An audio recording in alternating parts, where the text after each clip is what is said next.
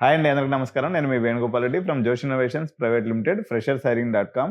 సంయుక్తంగా ఇప్పటివరకు ఎంపీసీ విద్యార్థులకు అవసరమైనటువంటి అనేక వీడియోస్ చేశాం. ఇప్పుడు నీట్ యూజీకి సంబంధించినటువంటి అప్డేట్స్ రావడం జరిగింది.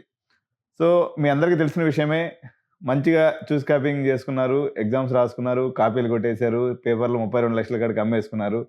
కేంద్ర ప్రభుత్వం ఇప్పటివరకు స్టడీ సపోర్ట్ లేకుండా ఉండింది. నిన్న కాక మొన్న అఫిడవిట్ సబ్మిట్ చేసింది, నీట్ యూజీ ఎగ్జామ్ క్యాన్సిల్ చేసేది లేదు, మేము ఈ ఎగ్జామ్ని కండక్ట్ చేసే తీరుతాము అనే మోడల్లో కేంద్ర ప్రభుత్వం సుప్రీంకోర్టుకి అఫిడవిట్ ఇచ్చింది. అంటే ఈ ప్రభుత్వాలు ఎలా ఉంటుందంటే, చెప్పిన దానికి చేసేదానికి ఒకదానికి పొంతన ఉండదు అన్నట్టు ఈరోజు నీట్ యూజీ కౌన్సిలింగ్ను మళ్ళీ వాయిదా వేస్తూ ఎన్టీఏ నిర్ణయం తీసుకుంది.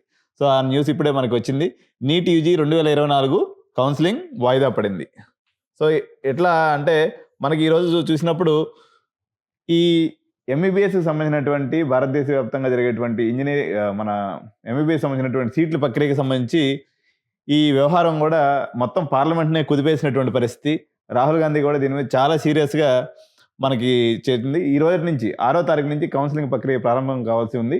కానీ దాన్ని అర్ధాంతరంగా నెక్స్ట్ మళ్ళీ ఫర్దర్ ఇంటిమేషన్ చెప్పేంత వరకు ఈ కౌన్సిలింగ్ని వాయిదా వేస్తూ ఎన్టీఏ అయితే నిర్ణయం తీసుకోవడం జరిగింది.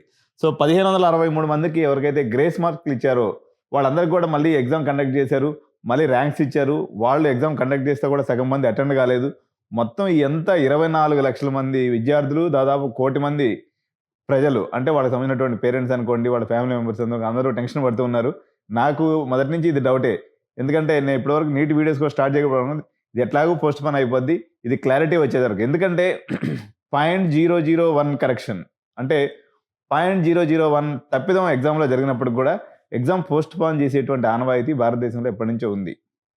కానీ ఇది సందిగ్ధం, ఎందుకంటే కరెక్ట్గా ఎలక్షన్ రిజల్ట్ కోసం జనాలందరూ ఎదురు చూస్తున్న టైంలో 4వ తారీఖు రోజున ఈ నీట్ యొక్క ఎగ్జామ్ యొక్క రిజల్ట్స్ అర్ధరాత్రి పూట విడుదల చేసింది ఎన్టీఏ.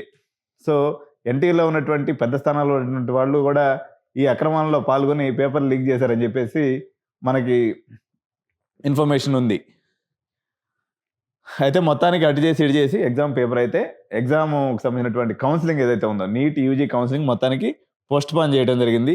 దీనికి సంబంధించి 2 వర్గాలుగా విడిపోయినటువంటి విద్యార్థులు, ఇటు కొంతమంది ఏమో ఎగ్జామ్ రీకండక్ట్ చేయాలని ఆందోళన చేస్తున్నారు, కొంతమంది ఏమో ఎగ్జాము రీకండక్ట్ చేస్తే మా భవిష్యత్తు ఆగమైపోతుందని చెప్పేసి మరికొంతమంది విద్యార్థులు ఆందోళన చేస్తున్నారు. 2 వర్గాలుగా విడిపోయినటువంటి మొత్తం నీట్ రాసినటువంటి విద్యార్థులు పోటాపోటీలుగా ప్రదర్శనలు చేస్తూ ఉన్నారు, పోటాపోటీగా సుప్రీంకోర్టులో కేసులు వేస్తూ ఉన్నారు. అల్టిమేట్గా ఎన్టీఏ అయితే ఎగ్జామ్ అయితే మన కౌన్సిలింగ్ అయితే పోస్ట్ పోన్ చేయడం జరిగింది, ఫర్దర్ నోటీస్ వచ్చేంత వరకు. Thank you.